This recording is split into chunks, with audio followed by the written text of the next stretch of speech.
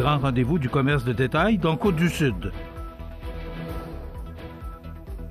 Des procédures mises de l'avant pour la réparation et le remplacement du bac bleu.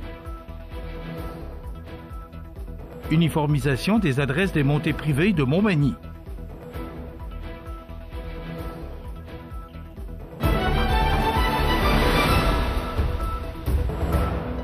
Mardi 4 février 2025.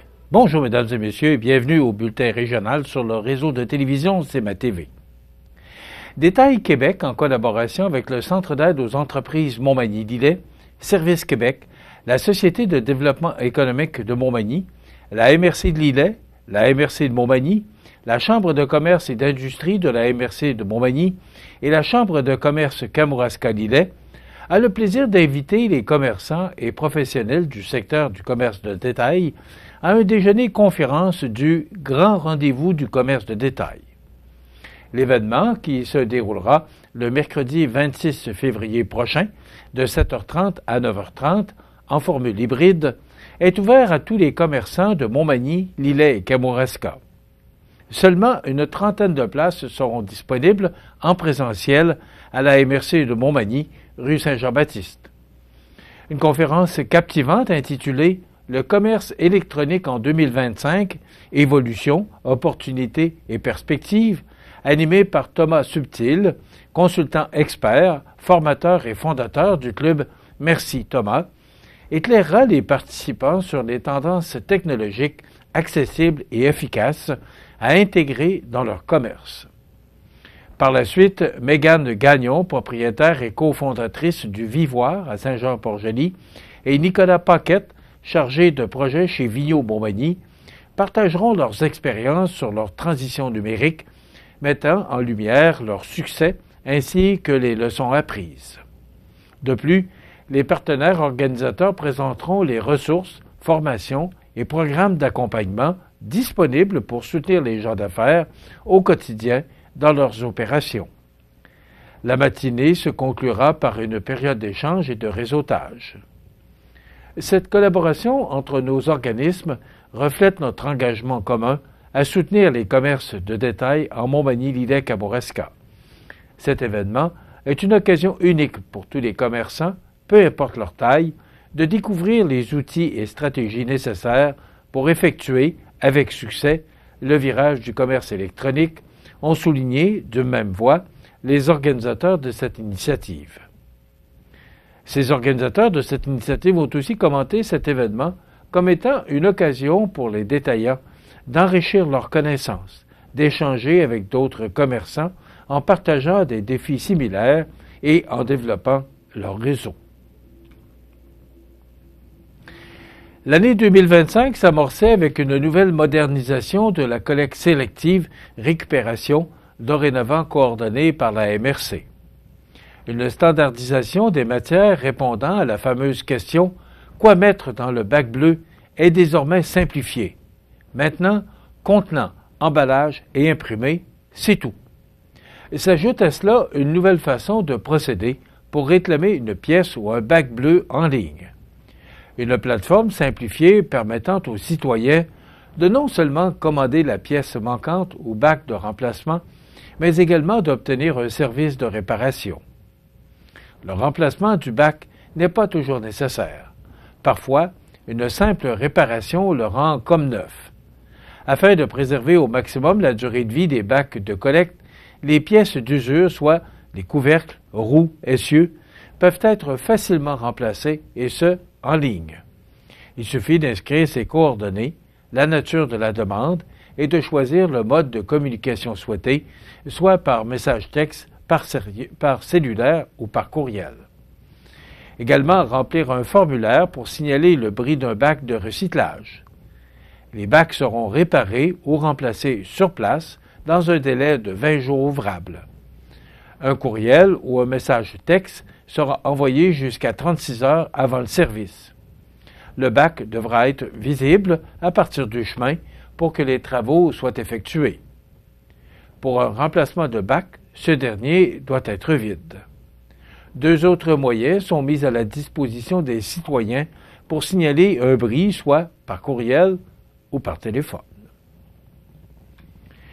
Uniformisation des adresses des montées privées de Montmagny. On vous donne tous les détails après la pause. Animalerie Montmagny, on aime vos félins, parfois taquins. Oui, vos chiens, même les coquins. Vos oiseaux qui chantent en duo, c'est pour l'amour des animaux. Animalerie Montmagny, pour l'amour des animaux. C'est ma TV agrandit son rayonnement de diffusion. En plus de regarder C'est ma TV sur son site web et sur le câble de Cogeco, vous pouvez maintenant capter la programmation de C'est ma TV sur le canal numérique 206 ou analogique 14 sur le câble de Saint-Pamphile. C'est ma TV, partout pour vous.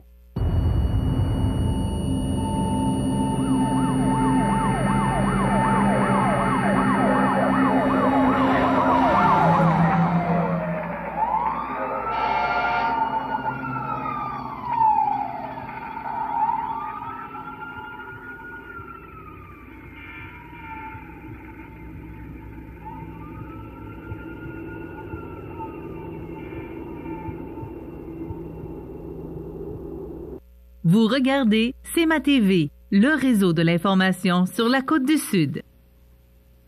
À la suite du plus récent sondage mené auprès des résidents des montées privées situées en bordure du fleuve Saint-Laurent et dans le secteur de la route transcontée, 2 thématiques ont été retenues pour renommer la vingtaine de montées visées par la campagne d'uniformisation des adresses, soit oiseaux marins et aquatiques, sauvagines et foresterie.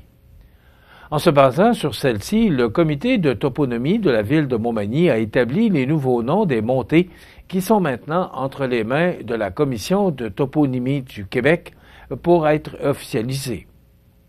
Il faut savoir que le comité magny-montois a travaillé très fort pour arriver à ces nouveaux noms, puisqu'il a dû tenir compte des recommandations formulées par la Commission de toponymie du Québec à la suite d'une préanalyse, des noms populaires suggérés lors des consultations, d'une désignation déjà existante et de l'impossibilité de conserver la numérotation. Pour faciliter le repérage des montées dans le secteur du fleuve, l'ordre alphabétique a été retenu pour choisir 18 oiseaux observables à Montmagny, auxquels 2 noms populaires se sont greffés. Quant au secteur transcomté, des noms d'arbres, d'oiseaux et de peuplements forestiers présents dans cette zone ont été trouvés pour s'ajouter à la suggestion reçue pour le travers du Père Boutin et le chemin de la Tour, qui a été conservé. Une fois que la Commission de toponymie du Québec aura accepté les nouvelles appellations soumises, un avis officiel de changement d'adresse sera acheminé par Poste Canada et la ville de Montmagny. Un guide d'accompagnement sera aussi produit pour aider les personnes concernées à bien faire la transition. Mais, d'ici là, aucune action n'est requise. Rappelons que c'est principalement dans un souci de sécurité publique que la ville de Montmagny a mis en œuvre cette vaste campagne d'uniformisation des adresses des montées privées afin que les services d'urgence, incendie, police et ambulance puissent localiser plus rapidement une résidence et intervenir efficacement en cas de besoin. L'uniformisation des adresses vise également à améliorer les services publics, à faciliter le quotidien de l'ensemble de la population et à assurer une plus grande cohésion municipale. Du 2 au 8 février prochain, la Semaine des enseignantes et enseignants met en lumière l'engagement exceptionnel du personnel éducatif. Le syndicat de l'enseignement de la Côte-du-Sud, en collaboration avec la Fédération des syndicats de l'enseignement, rappelle que si l'on reconnaît l'impact fondamental des enseignants sur la réussite des élèves, il est temps d'aller au-delà des simples remerciements. Nous tenons à souligner le professionnalisme des enseignants et leur contribution inestimable à l'édification de la société de demain. Valoriser les profs devrait être une priorité constante qui dépasse le cadre d'une seule semaine en février. Les profs nous disent vouloir plus de temps pour enseigner, que l'on reconnaisse leur expertise et être entendus. Ils ont des solutions. Il s'agit d'être à l'écoute, a déclaré Nancy Gauvin, présidente du syndicat de l'enseignement de la Côte-du-Sud. En effet, les profs veulent que l'on tienne compte des solutions qu'ils mettent de l'avant, notamment en reconnaissant leur travail, en favorisant leurs mesures qui leur accordent davantage de temps d'enseignement et en réduisant les exigences bureaucratiques. Dans tous les cas, autant les élèves que les enseignants en tireront de grands bénéfices. Dans le milieu des affaires, on dit que le temps, c'est de l'argent. En éducation, le temps, c'est de la réussite, a fait savoir Richard Bergevin, président de la Fédération des syndicats de l'enseignement. Tout au long de la semaine, les syndicats interpelleront le ministre de l'Éducation, Bernard Drinville, sur des enjeux cruciaux, notamment l'évaluation des apprentissages et les problèmes d'incivilité en classe. Ils espèrent des engagements concrets pour alléger la charge des enseignants et améliorer leurs conditions. Les syndicats invitent aussi la population à participer à cette semaine en témoignant de leur reconnaissance aux enseignants. Un simple mot de remerciement peut faire une grande différence. Avec plus de 900 enseignants dans la région, le syndicat de l'enseignement de la Côte-du-Sud entend bien faire entendre leur voix et réclamer des actions qui permettront d'assurer un avenir. Les sports, présentés par Groupe Corriveau, entrepreneurs électriciens et plomberie, un appel, 4 services. Groupe Corriveau à Montmagny, 418-248-8992, votre solution. Vous avez des projets de construction ou de rénovation? Pensez Groupe Corriveau, entrepreneurs électriciens et plomberie. Un appel, 4 services, 418-248-8992, Groupe Corriveau à Montmagny ou groupecorriveau.com. La solution pour du travail bien fait.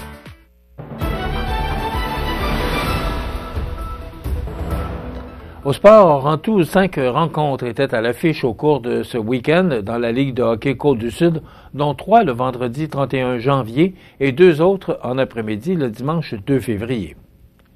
Les mercenaires de Lotbinière tentaient de confirmer le championnat de la saison régulière le vendredi 31 janvier au centre Rousseau de Saint-Jean-Port-Joli. Menés en attaque par leur gardien, Thomas Boucher, qui a stoppé 39 des 41 tirs dirigés contre lui, et l'attaquant Mathis Chouinard, qui a amassé 3 points, les mercenaires ont signé un gain de 5-2 devant le Pavage Jéricho, sécurisant ainsi leur premier rang au classement général. La récente série d'insuccès du Giovannina de Sainte-Marie, champion défendant, s'est poursuivie vendredi soir à Saint-Joseph, alors que l'équipe marivraine subissait un 4e revers consécutif, s'inclinant 3-2 devant le Family Prix de Saint-Joseph lors d'une rencontre tenue devant 341 spectateurs au centre Fabrico. Dans la dernière rencontre présentée vendredi soir à l'Aréna de Montmagny, le décor Mercier a disposé des Hunters de Saint-Prosper par la marque de 7-5 lors d'un festival offensif présenté devant 325 spectateurs. Il s'agissait d'une 4e victoire consécutive pour la formation manimontoise. 2 parties étaient à l'affiche dimanche après-midi, les 2 nécessitant la prolongation pour départager les belligérants. Dans un duel 100% belchassois, mettant aux prises les 2 équipes de la route 279 à l'Aréna JE Métivier de Saint-Damien, le Plastique Mort a signé un important gain de 4-3 sur les Éperviers de Saint-Charles, évitant ainsi d'être devancés au classement par les Éperviers, qui termineront donc en 8e position et affronteront les Mercenaires au premier tour des séries.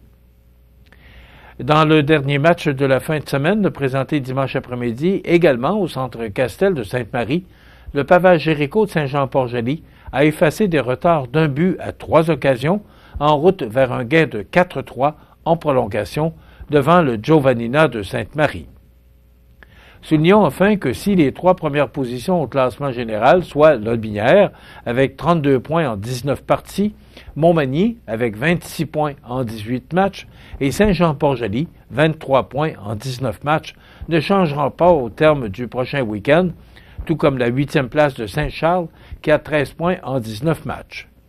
Il en va différemment pour le portrait du classement final des positions 4 à 7 qui demeure ouvert entre Saint-Joseph, 20 points en 19 parties, Sainte-Marie, 17 points en 18 parties, Saint-Prosper, 17 points en 19 matchs et Saint-Damien qui a 16 points en 19 rencontres. Voilà ce qui termine notre bulletin d'actualité de ce mardi 4 février 2025. Dans un moment, les prévisions de la météo et l'état des routes. Voilà, c'est tout pour l'instant. Bonne journée, mesdames, messieurs. Pour rejoindre la salle de nouvelles de CMA-TV, nouvelles au pluriel @cmatv.ca ou encore 88 241 13 13 poste 226.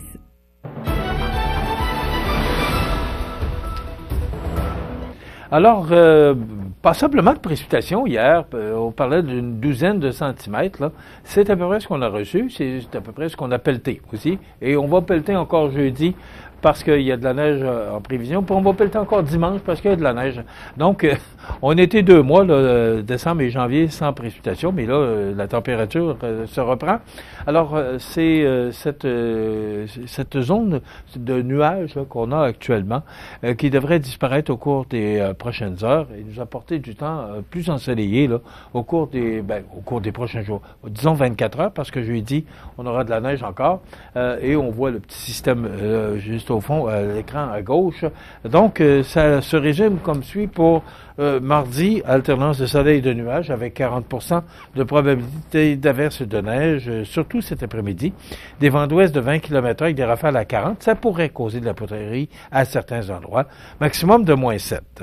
Ce soir et la nuit prochaine, dégagement, vent d'ouest de 20 km/h avec des rafales à 40, minimum de -21, avec le vent -20 ce soir et -29 au cours de la nuit. On parle de risque d'engelure. Pour demain mercredi, c'est du soleil, des vents devenant du sud-ouest à 30 km/h avec des rafales à 50 en mi-journée, maximum de -13, avec le vent -28 demain matin et -23 en après-midi. On parle encore de risque d'engelure. Pour jeudi, c'est un système là, qui va nous atteindre pour jeudi et vendredi. Neige intermittente avec un maximum de -9 pour jeudi. On parle d'une possibilité de 10 cm. Pour vendredi, ça demeure nuageux et c'est beaucoup plus doux avec un maximum de -3. Pour samedi, c'est le retour du beau temps, du soleil avec un maximum de -9 et le retour de la neige pour dimanche. Les normales de saison, ce temps-ci d'année, sont de -7 le jour, -18 la nuit. Le soleil s'est levé à 7h04 ce matin et se couchera à 16h49, heure normale de l'Est. Et lorsque le temps est clair, là, on s'aperçoit que les journées rallongent. Il fait actuellement -10 degrés à l'extérieur des studios de CMA-TV. Les vents soufflent de direction ouest à 17 km/h. L'humidité est à 77% et la pression barométrique est à 100,7 kPa. Maintenant, pour le menu de cette émission du 4 février, dans un moment, excusez-moi, on vous présente en rediffusion le maire Caron de Saint-Jean-Port-Joli. Et on reçoit aujourd'hui, ça fait longtemps qu'on ne l'a pas vu sur nos ondes, on reçoit Hamilton Sidad qui viendra nous parler d'un petit festival là, qui aura lieu, un carnaval qui aura lieu à Cap-Saint-Ignace en fin de semaine prochaine. Il y aura bien sûr la chronique La Pouponnière et on parlera d'actualité. Alors, c'est ce qu'on vous propose comme menu de cette émission du mardi 4 février. Je vous souhaite donc une excellente émission à notre antenne.